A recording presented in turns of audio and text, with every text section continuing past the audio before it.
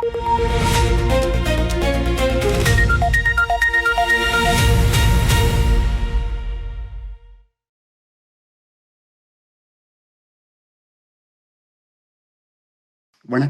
உலக தமிழ் உறவுகளே. மீண்டும் ஒரு உலக நகர்வுகளினூடாக உங்களை சந்திப்பதில் மிக்க மகிழ்ச்சி.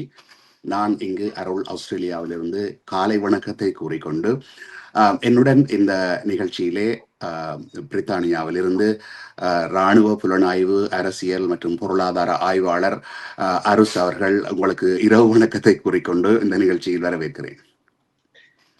வணக்கம் அருள். இலக்கு நேர்களுக்கு அன்பு கலந்த வணக்கம். நிகழ்ச்சியை ஆரம்பிப்பதற்கு முன்னவே நீங்கள் வெப்பத்தில் மிகவும் கடுமையான வெப்பத்தில் பாதிக்கப்படுவதாக கேள்விப்படுகிறேன் ஐரோப்பா. நாங்கள் இங்கே இப்பொழுது குளிரில் பாதிக்கப்பட்டு கொண்டிருக்கிறோம். உலகம் எதிரும் புதிருமாகத்தான் இருக்கிறது, மக்களும் எதிரும் புதிர், நாடுகளும் எதிரும் புதிர் தான். சரி, நல்லது. இந்த நிகழ்ச்சியை ஆரம்பிப்பதற்கு முதல்ல நான் கேட்கக்கூடிய கேள்வி, இந்த சமாதான ஒப்பந்தம் நல்ல முறையிலே முன்னேறுவது போல அறிகுறிகள் தென்படுகின்றன. குறிப்பாக ஈரானிய குழு ஒன்று பாகிஸ்தான் சென்றிருக்கிறது. அதே போல அமெரிக்க உயர்மட்ட குழு ஒன்று மத்திய கிழக்கு நோக்கி வந்து கொண்டிருக்கிறது. இந்த 60 நாட்களுக்குள்ளே அவர்கள் ஒரு சமாதானத்தை எட்டக்கூடியதுக்கான முயற்சிகளில் ஈடுபட்டு கொண்டிருக்கிறார்கள். அந்த இப்போதைக்கு அது எவ்வாறு போய்கொண்டிருக்கின்றது என்ற தகவல்களை நேயர்களுக்கு வழங்க முடியுமா?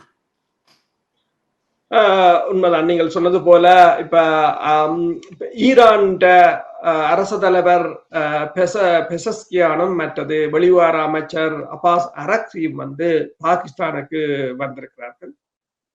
அதே போல மார்க்கோ ரூபியோ வந்து வளைகுடா நாடுகளுக்கு ஒரு சுற்றுப்பயணத்தை மேற்கொண்டிருக்கிறார்.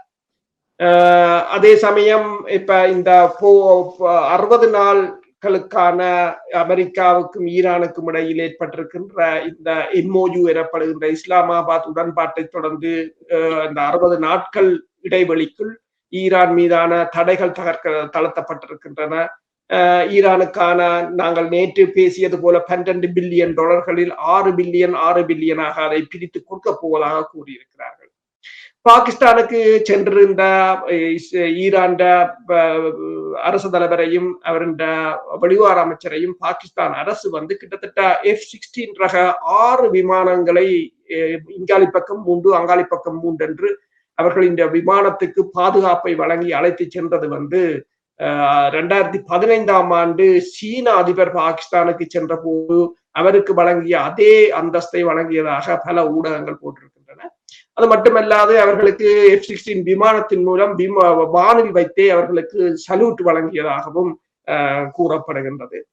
இதே நேரம் ட்ரம்ப் கூறியிருக்கின்றார் என்னென்று சொன்னால், தனது உடன்பாட்டை பொறுத்தவரையில் ஒபாமா வந்து $1.7 பில்லியன் நேரடியாக கொடுத்தார், பல $100 பில்லியன் லஞ்சமாக மறைமுகமாக கொடுத்தார். தனது உடன்பாட்டில் அவ்வாறு இல்லை என்றும், இந்த IAEA என்ற சொல்லுகின்ற அனைத்துலக அணுசக்தி நிறுவனம், ஐக்கிய நாடுகள் சபையின் நிறுவனம் வந்து அங்கு போய் ஆய்வுகளை மேற்கொள்வதற்கு ஈரான் ஒப்புக்கொண்டதாகவும் அது 100% உண்மை என்றும் கூறியிருக்கின்றார். ஆனால் அதே நேரத்தில் ஈரான் கூறியிருக்கின்றது அவ்வாறு அவர்களை அனுமதிப்பதற்கான ஒரு உடன்பாட்டுக்கு தாங்கள் ஒப்புக்கொள்ளவில்லை இதுவரையில் என்று ஈரான் கூறியிருக்கின்றது. இப்ப இந்த நியூயார்க் டைம் போஸ்ட் இன்றைய அட்டை, அதாவது முன்படமே வந்து இந்த அமெரிக்காவுக்கும் ஈரானுக்கும் இடையிலான இந்த உடன்பாட்டை சொல்லி விடுகிறது என்று கூறுகிறார்கள். என்னென்று சொன்னால், அமெரிக்கா ஈரான் மீது எண்ணெய் தடைகளை 2 மாதங்களுக்கு தளர்த்தி இருக்கிறது என்றும் இந்த நியூயார்க் போஸ்ட் போட்டிருக்கின்றது. அது ஒரு பெரிய விடயமாக தோன்றாமல் இருக்கலாம். ஆனால் ஈரானிய ஆட்சிக்கு இது $10 பில்லியன் வருமானத்தை ஈட்டித்தரக்கூடியது என்று அது போட்டிருக்கின்றது. 1990களுக்கு பிறகு ஈரான் தனது எண்ணெயை வெளிப்படையாக விற்கும் திறனை பெற்றிருப்பது இதுவே முதல் முறை என்றும், இந்த போரில் ஈரான் பலத்த சேதங்களை சந்தித்தது. ஆனால் இந்த புரிந்துணர்வு ஒப்பந்தத்தின் மூலம் அது மிகப்பெரிய அளவில் பயனடைந்துள்ளதாக தெரிகிறது என்று அவர்கள் கூறியிருக்கிறார்கள். அதே சமயம் போரை முறையாக முடிவுக்கு கொண்டு வருவதற்கான அமெரிக்க ஈரான் பேச்சுவார்த்தைகள் முன்னேறி வரும் நிலையில் முடக்கப்பட்ட நிதியிலிருந்து 6 பில்லியனை கொண்ட 2 தவணை பணமாக அமெரிக்கா இதனை வழங்க இருப்பதாக இந்த ப்ளூம்பர்க் ஊடகம் தெரிவித்திருக்கின்றது. சரியான தொகையை அமெரிக்கா இன்னும் உறுதிப்படுத்தவில்லை என்றும், லெபனானில் இஸ்ரேல் ஹிஸ்புல்லா சண்டை காரணமாக பதற்றம் நீடிக்கிறது என்றும், தெஹ்ரான் ராணுவத்தை மீண்டும் கட்டமைத்து அதன் துணை அமைப்புகளுக்கு நிதி அளிக்கும் என்ற அச்சம் காரணமாக விமர்சகர்கள் ட்ரம்ப் நிர்வாகத்தை கடுமையாக சாடி வருவதாகவும், ஜேடி வான்ஸ் ஈரான் அந்த பணத்தை கொண்டு அமெரிக்காவின் சோயா, அமெரிக்காவின் கோதுமை மற்றும் அமெரிக்காவின் மக்காச்சோளம் போன்றவற்றை வாங்கும் என்று ஜேடி வான்ஸ் கூறியிருப்பதாகவும் அந்த ப்ளூம்பர்க் கூறியிருக்கிறது. இந்த ஒப்பந்தம் குறித்து நட்பு நாடுகளுக்கு உறுதியளிக்கும் விதமாக இந்த ஹார்முஸ் நீரிணையின் பாதுகாப்பு குறித்து விவாதிக்கவும் அமெரிக்காவின் வெளிவார செயலாளர் மார்க்கோ ரூபியோ இந்த வாரம் ஐக்கிய அரபு அமீரகம், குவைத் மற்றும் பஹ்ரைன் போன்ற நாடுகளுக்கு செல்கிறார் என்று சொல்லியும், இந்த டேங்கர் கப்பல்கள் மீண்டும் செல்ல ஆரம்பித்துள்ளதால் ஹோர்முஸ் நீரிணையின் போக்குவரத்து அதிகரித்து வருகின்றது என்றும் அந்த ஊடகம் தெரிவித்திருக்கின்றது. இப்படி பல ஊடகங்கள் பல விதமாக இந்த தற்போதைய இந்த போர் நிலைமைகளை தொடர்பாக ஆய்வு செய்து கொண்டிருக்கின்றது. ஆனால் வழக்கத்துக்கு மாறாக ஹோர்முஸ் நீரிணை கிட்டத்தட்ட ஒரு 70% அளவுக்காவது இயங்கக்கூடிய ஒரு நிலை இருப்பதை காணக்கூடியதாக இருக்கின்றது. அது பல நாடுகளும் இப்ப அவசரமாக தங்களுக்கு தேவையான எரிபொருட்களை ஈரானிடமிருந்து கொள்வனவு செய்வதை பார்க்கக்கூடியதாக இருக்கிறது. இந்த இடத்திலே ஒரு ஒப்பீட்டுக்காக நான் குறிப்பிட விரும்புகிறேன். இந்த பில்லியன் கணக்கிலே இலங்கை ஒரு தடவையிலே பொருளாதார வீழ்ச்சியிலே பொருளாதாரம் முழுமையாக பாதிக்கப்பட்டிருந்த நிலையிலே வெளிநாட்டு கையிருப்பு குறைந்த பொழுது இந்தியா $4 பில்லியன் கொடுத்து உதவி இருந்தது. அவை இந்த பில்லியன் கணக்கு எவ்வளவு தூரத்துக்கு எவ்வளவு பணத்தொகைக்கு சமன் என்பதற்கான ஒரு சின்ன உதாரணத்துக்கு, அதாவது இலங்கையை பொருளாதாரத்திலிருந்து மீட்பதற்கு தேவைப்பட்டது 4 பில்லியன்கள். இலங்கையின் சனத்தொகை 2 கோடி அளவிலே, ஈரானின் சனத்தொகை ஏறத்தாழ 3 மடங்கு. கிட்டத்தட்ட அவர்களுக்கு இந்த பணத்தொகை இது மொத்தமாக 24 பில்லியனை விடுதலை செய்ய, அது வெளிநாட்டு நாணய கையிருப்பை விடுதலை செய்ய உடன்பட்டிருக்கிறார்கள். மொத்தமாக அவர்கள் நான் நினைக்கிறேன் நிறுத்தி வைக்கப்பட்டிருப்பது 67 பில்லியன்கள் என்ற மாதிரி ஒரு ஞாபகம். ஆகவே இலங்கை பணத்திலே அதை இப்போதைக்கு $350 போகிறது நினைக்கிறேன். பெருக்கி பார்த்தால் இத்தனை பில்லியன் என்பது தெரிய வரும்.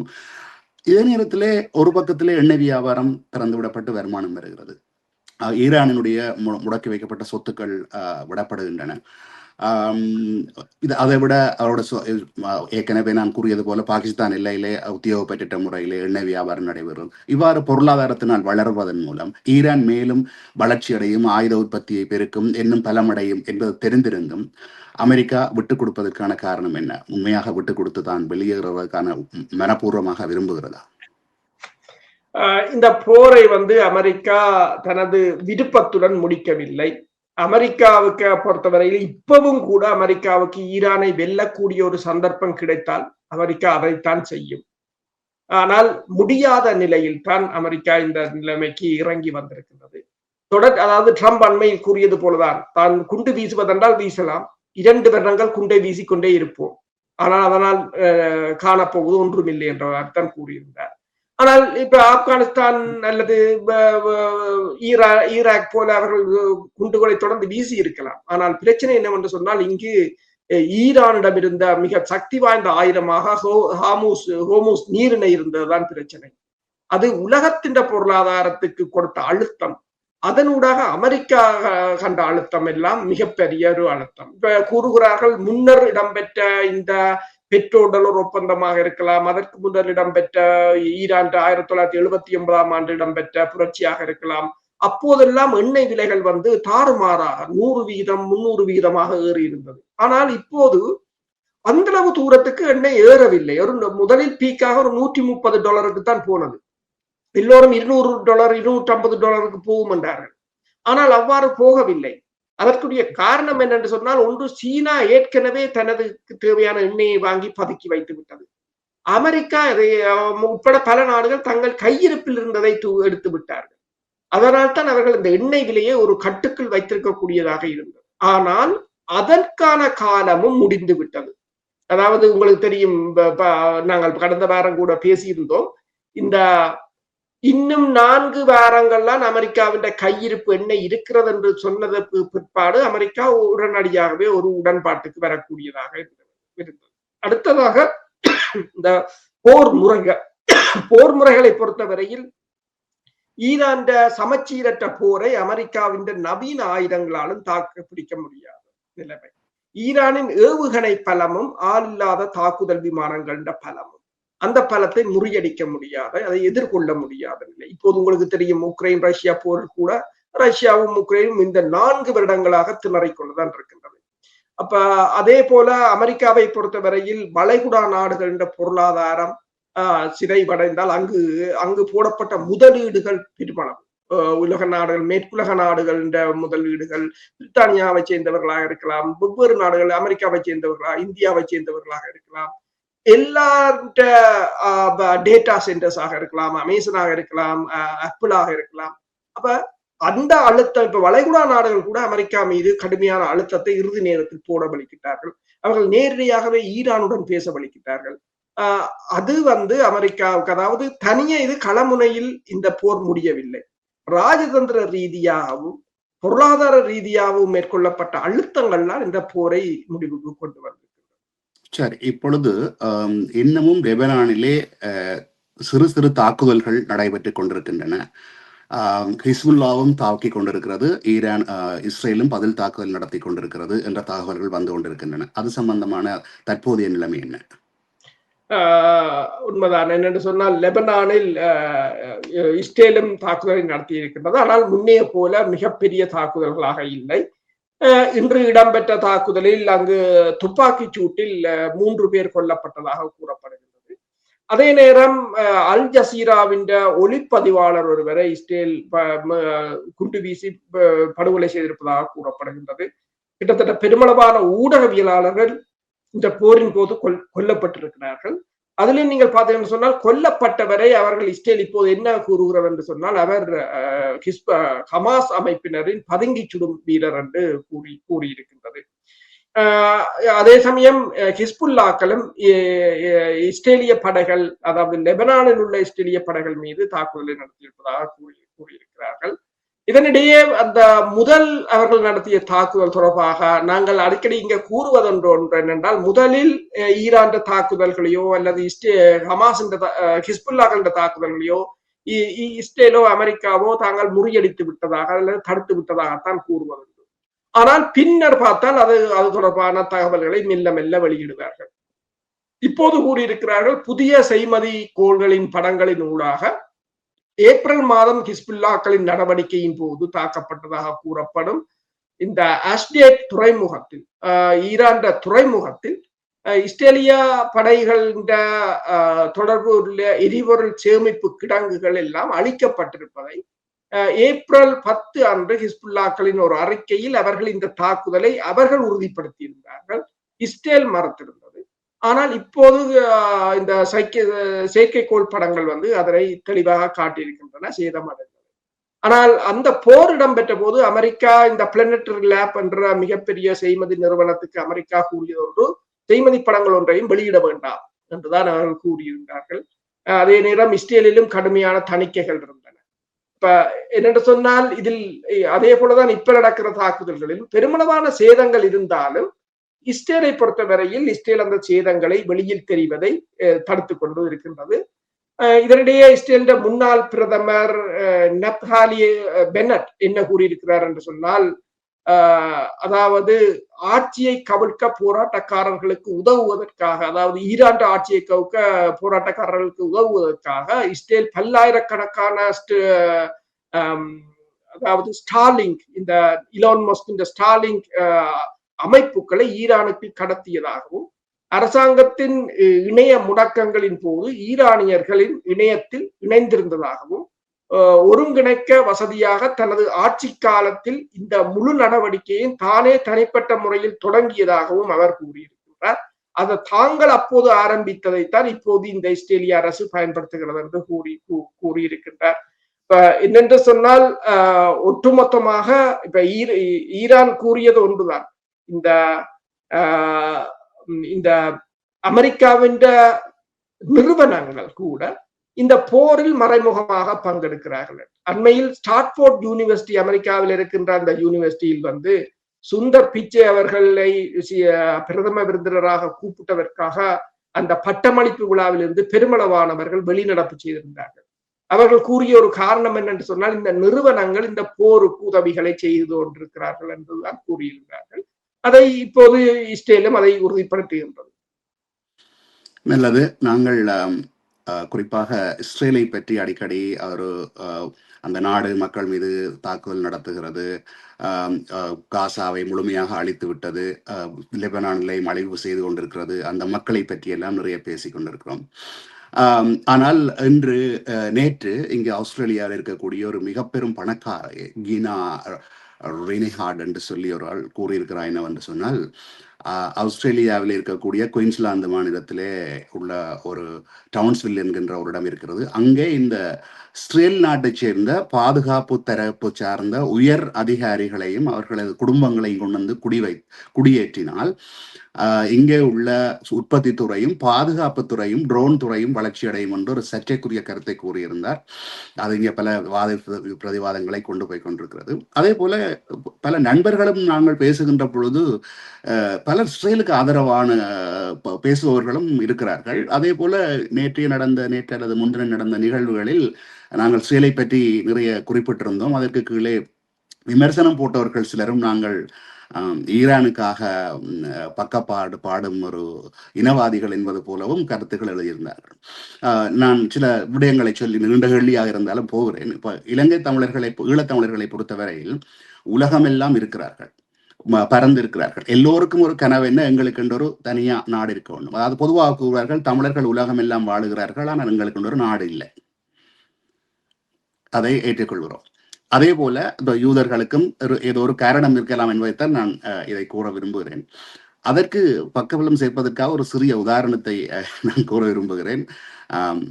நான் ஏலவல் படிக்கும் பொழுது லொஜிக் என்ற ஒரு பாடத்தை எடுத்து அப்பொழுது மறைந்த நவமாசிரியர் அருமையான விடயங்களை கூறுவார். அதிலே வாதங்கள், லொஜிக்கிலே வாதங்கள் என்று வரும் பொழுது ஒரு உண்மையாக நடந்த ஒரு கேஸிலை பற்றி சொன்னார், வழக்கை பற்றி.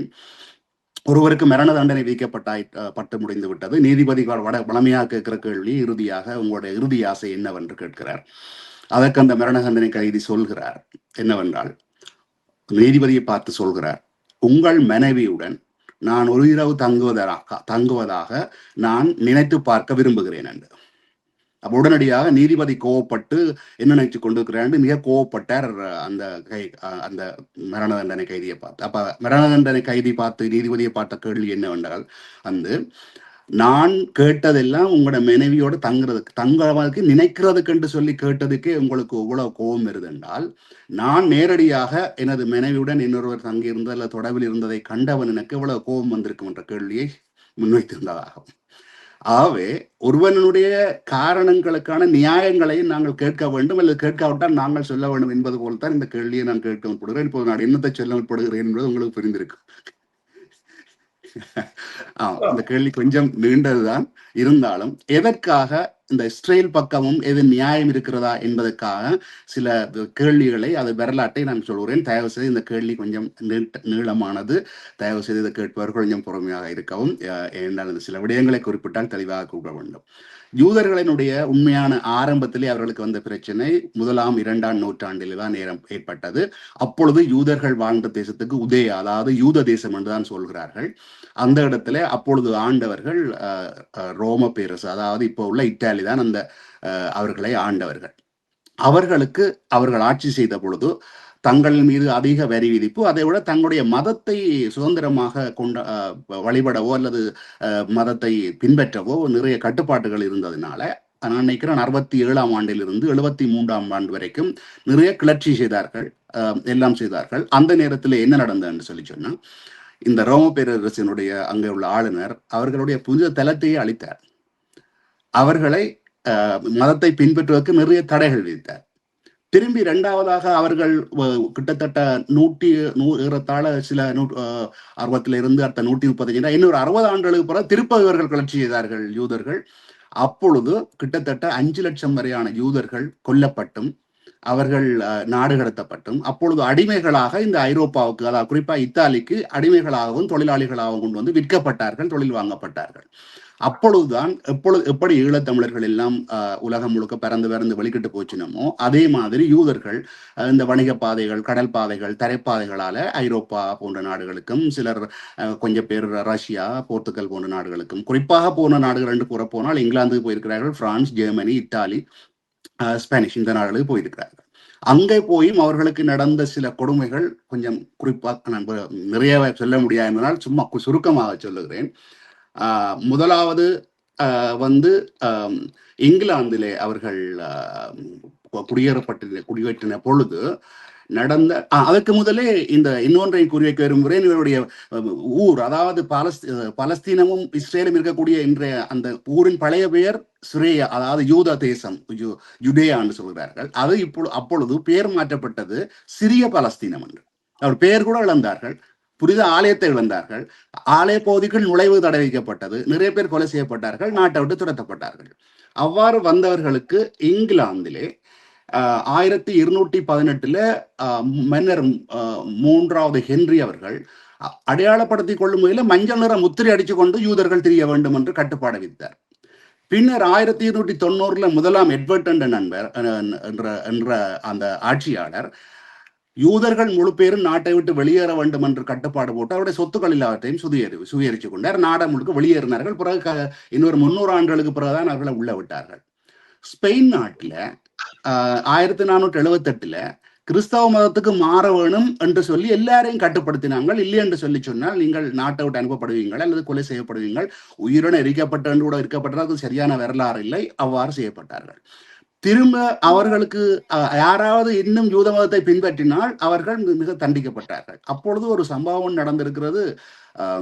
எங்கே எங்களுடைய துருக்கி நாட்டைச் சேர்ந்த சுல்தான் என்கிற மன்னர் கப்பல்களை அனுப்பி 15 லட்சம் யூதர்களை காப்பாற்றி தனது நாட்டிலே கொண்டு வந்து அவர்களுக்கு யாரும் எந்த தடையும் விதிக்கக்கூடாது, அவ்வாறு தடை விதித்தால் தடை விதிப்பவர்களுக்கு மரண தண்டனை விதிப்பேன் என்று பாதுகாத்த ஒரு வரலாறும் இருக்கிறது. மீண்டும் பார்ப்போம். அதே காலப்பகுதியில் ரஷ்யாவிலும் போர்த்துகலிலும் கூட இதே மாதிரி, அதாவது யூதர்களை ஒதுக்கினார்கள். இந்த ஐரோப்பிய நாடுகள் எல்லாம் யூதர்களை தனியாக ஒதுக்கி வைத்தார்கள். அவர்களுக்கு தனியான ஊர்கள், தனியான அடைக்கப்பட்ட இடங்கள், அவர்கள் சில இடங்களில் சொத்து வாங்க முடியாது, சொத்துக்களை பறித்துக் கொண்டார்கள். நிறைய அவர்கள் துரத்தி தாக்கப்பட்டார்கள், சொத்துக்கள் எல்லாம் பறித்துக் கொண்டார்கள். மற்றது அதாவது பைபிள் முறைப்படி அவர்கள் வட்டிக்கு பணம் வழங்க முடியாது என்பதனால் யூதர்களை அந்த தொழிலை செய்ய சொன்னார்கள். அதனால யூதர்கள் பணக்காரன் ஆகினதுக்கு பிறகு அவர்களை துரதி தாக்கினார்கள்.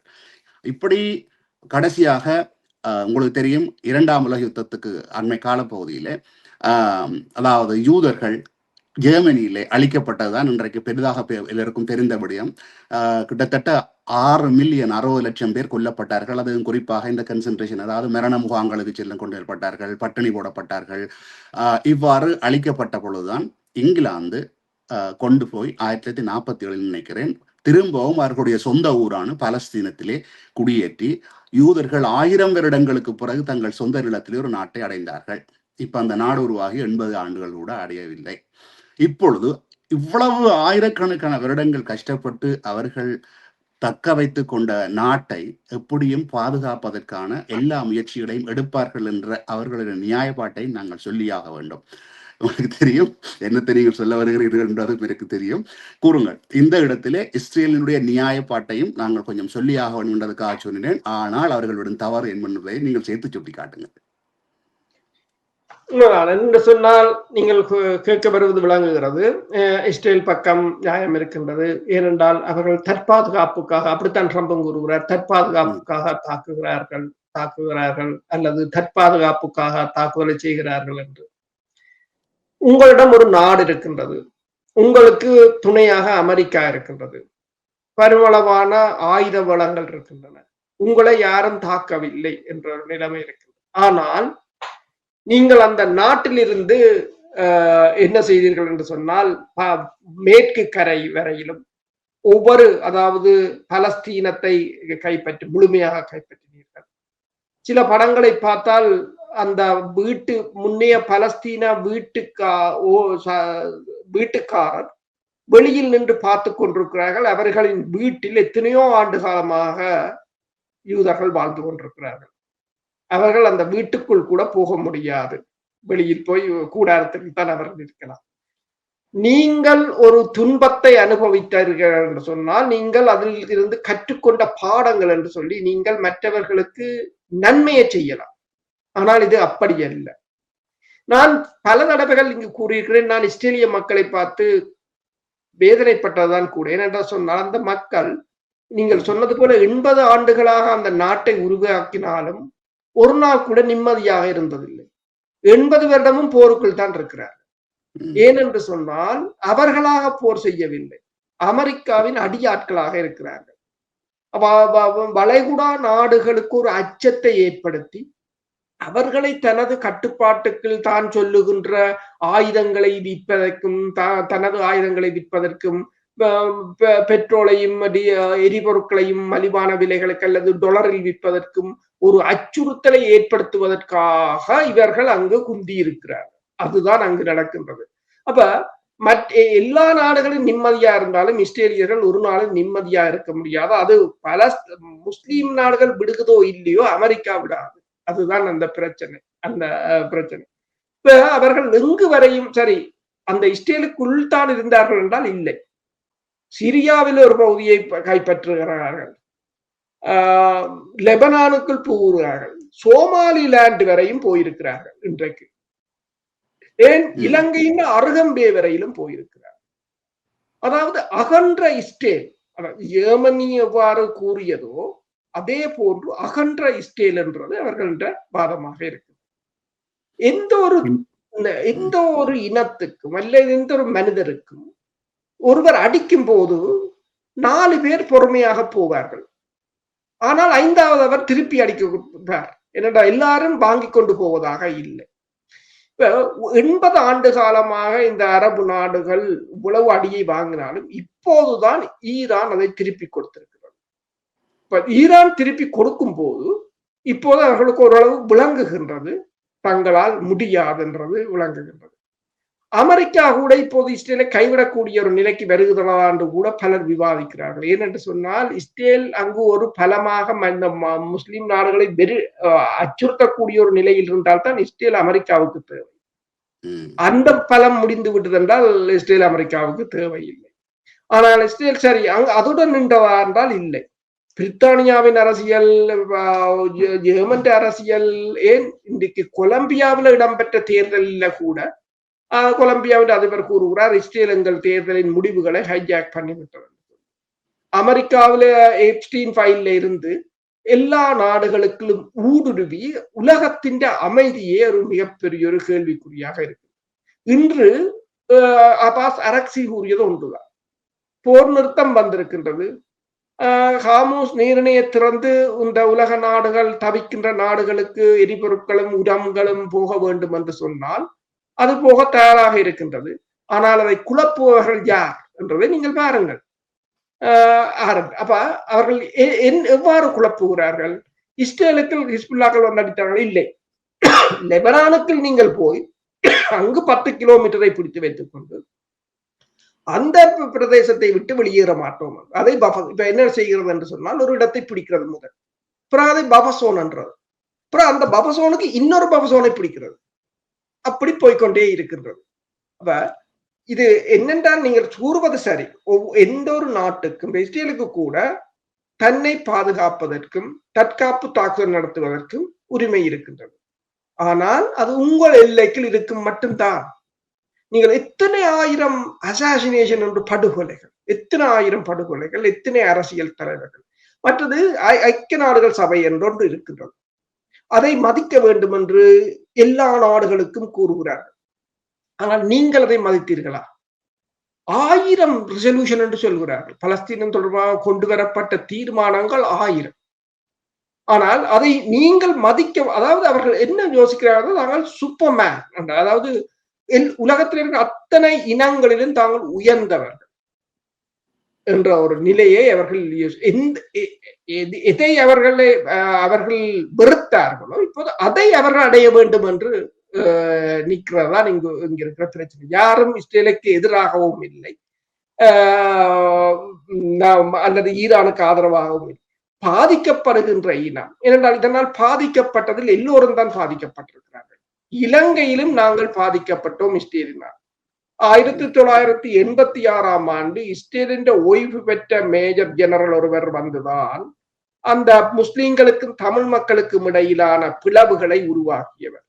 எங்கள் வரலாறு உண்மையாக எங்கள் வரலாறை நாங்கள் ஒருபோதும் மாற்ற முடியாது, அல்லது அதை மறைக்க முடியாது, இல்லது அதை திருத்த முடியாது. வரலாறு வரலாறு தான். அதைத்தான் தலைவர் கூறினார், வரலாறு எனது வழிகாட்டியது. வழிகாட்டி எப்பவும் சரியாக இருக்க வேண்டும். கிவீர் விமானம் இஸ்ரேலின்றது. இலங்கை வான்படையை அலங்கரித்த கிவீர் விமானம் இஸ்ரேலின்றது. இலங்கை கடற்படையை அலங்கரித்த சுப்படோரா இஸ்ரேலினர். மொசாட் இஸ்ரேலின் மொசாட் தான் இலங்கையின் பயிற்சியாளர்கள். இந்த பிரித்தானியாவின் கினிமினி தான் இலங்கையின் பயிற்சியாளர்கள். இலங்கை கடற்படைக்கு விடுதலை புலிகளின் ப்ளூ வாட்டர் நேவி என்று சொல்கின்ற கடல் கப்பல்களை காட்டிக் கொடுத்தது அமெரிக்காவும் சட்டளை. இப்ப இவர்களின் பங்களிப்பு இப்ப இஸ்ரேல் எங்கு வரையும் வந்திருக்கிறார்கள். இஸ்ரேல் எங்க இருக்கிறது, இலங்கை எங்க இருக்கிறது. இலங்கையில் இருக்கின்ற தமிழ் மக்கள் எப்படி இஸ்ரேலின் பாதுகாப்புக்கு அச்சுறுத்தலானார்கள்? இல்லை. இப்ப ஒவ்வொரு நாடுகளுக்கும் அவர்கள் ஊடுருவி அதுதான் அந்த பிரச்சனையை தவிர மற்றும்படி ஜேடி வேன்ஸ் சொன்னதைத்தான் நான் கூறுகிறேன். ஜேடி வேன்ஸ் கடந்த வாரம் இயலாமையால் ஒன்றை சொன்னார். அவர் கூறினார், இஸ்ரேலுக்கு தன்னை பாதுகாக்கக்கூடிய அதிகாரம் இருக்கின்றது, ஆனால் தொடர்ச்சியாக படுகொலைகளை செய்வதுதான் அவர்களின் பாதுகாப்பை பெற்றுத்தராது என்று. அதே போல அவர் இன்னொன்றையும் கூட ஈரானுக்கும் இருக்கின்றது. அதே போல தனது நாட்டை பாதுகாக்கக்கூடிய தரம் இருக்கின்றது. ஈரான் ஏன் தாக்கியது? இப்ப உங்கள் நாட்டுக்குள் ஒட்டுமொத்த தலைவர்களையும் நினைச்ச பாட்டுக்கு கொண்டு விட்ட 40 பேர் 50 பேர் என்று சொல்லி ஒட்டுமொத்த இராணுவ தலைவர்கள் தளபதிகளை தொடர்ச்சியாக நீங்கள் கொண்டிருப்பீர்கள் என்று சொன்னால் அதுக்கு யார் அனுமதி வழங்கியது? இப்ப நாளைக்கு எங்களுக்கு பாதுகாப்பு இல்லை என்று நீங்கள் உலகத்தில் இருக்கிற அத்தனை தலைவர்களையும் கொள்ளலாம். அதுதான் அந்த பிரச்சனையை தவிர மற்றும்படி ஒன்று.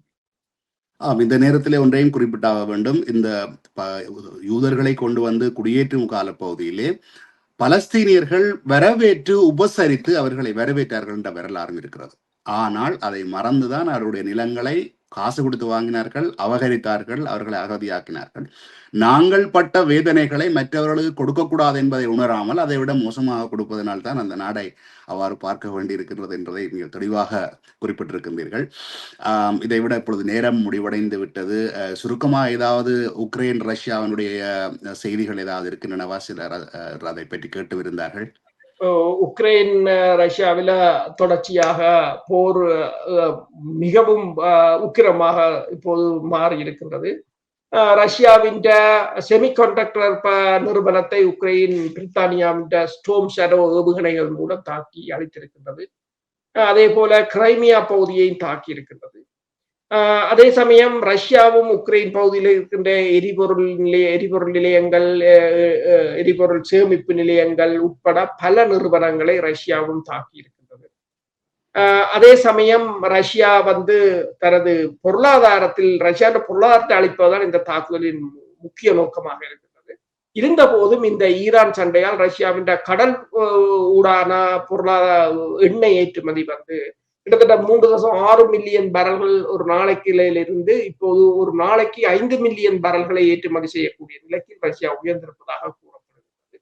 அதே சமயம் இன்று ரஷ்ய அதிபர் திருப்பவும், அதாவது உக்ரைனும் இப்போது ஒரு பேச்சுவார்த்தையை நடத்துவதற்கு தயாராக இருப்பதாக கூறியிருக்கிற சமயம் ரஷ்யா அதிபரும் கூறியிருக்கின்றார், அந்த இஸ்டன்புல்ல மேற்கொள்ளப்பட்ட அந்த உடன்பாட்டின் அடிப்படையில் பேசுவதென்றால் பேசலாம் என்று கூறியிருக்கிறார். சரி, நல்லது. நேரம் நெருங்கி வந்து விட்டதால் இத்துடன் இன்றைய நிகழ்ச்சியை நிறைவு செய்து கொள்ள இருக்கின்றோம். மீண்டும் ஒரு நிகழ்ச்சியில் உங்கள் அனைவரையும் சந்திப்பதில் உங்களிடமிருந்து விடைபெறுகிறோம். நன்றி, வணக்கம்.